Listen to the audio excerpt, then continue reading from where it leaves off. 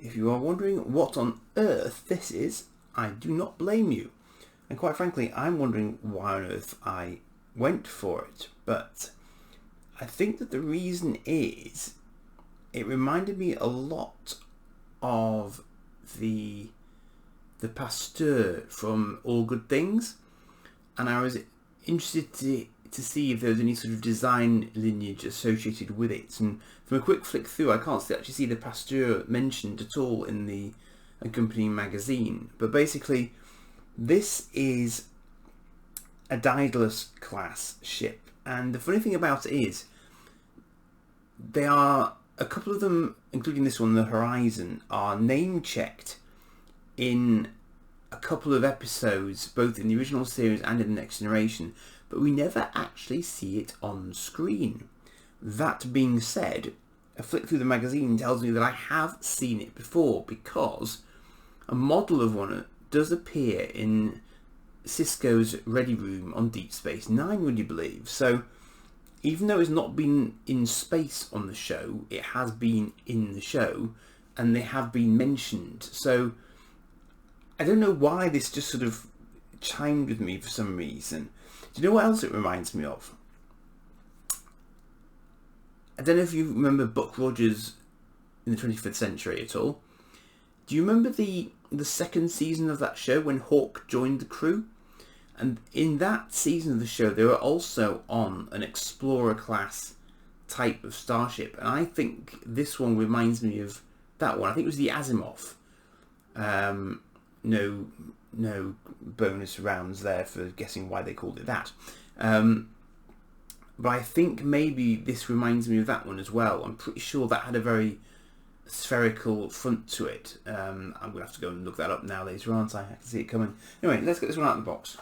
The idea behind this was that these were sort of very early on in United Federation of Planets history, and they were Explorer class vessels, and as you can see, they're very much in the line of the Constitution class: primary spherical hull, secondary engineering hull, and a pair of warp nacelles. So classic sort of, and even a neck interconnecting the two. So very much early doors sort of Constitution stylings, but in a rather different sort of get-up, I guess.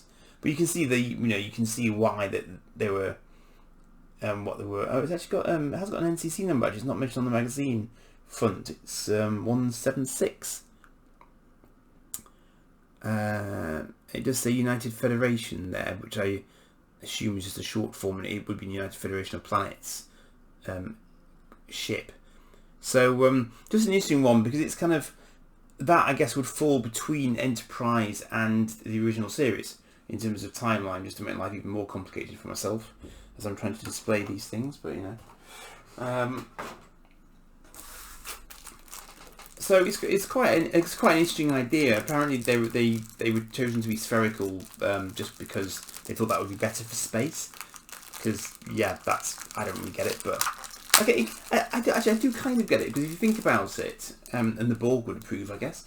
But if you were in the middle of that, you know, if you got hit by a radiation wave or something, and you were in the middle of the sphere, then you get the maximum amount of protection that you possibly could, because you'd have lots of layers between you and the external environment. So actually, I can see there is a certain amount of logic to that. Now, I'm not entirely sure whether this one's stand is going to fit. I'm going to guess that it's supposed to. I want it to go on nacelles there. That presumably is. That seems fairly happy with life. Yeah, I'm going to go with that for now, until the magazine tells me otherwise.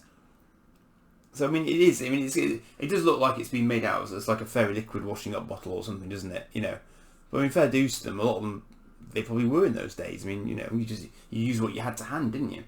But then equally, of course, I know this never appeared on screen, but apparently this was, I just remembered, this was also based off an early Enterprise prototype. So that could have been the Enterprise, but they chose not to. There's a nice rendering of it there, if you can see that.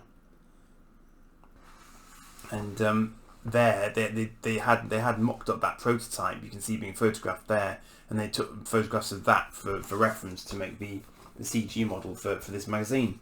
So it's a nice bit of sort of early Federation history for you there.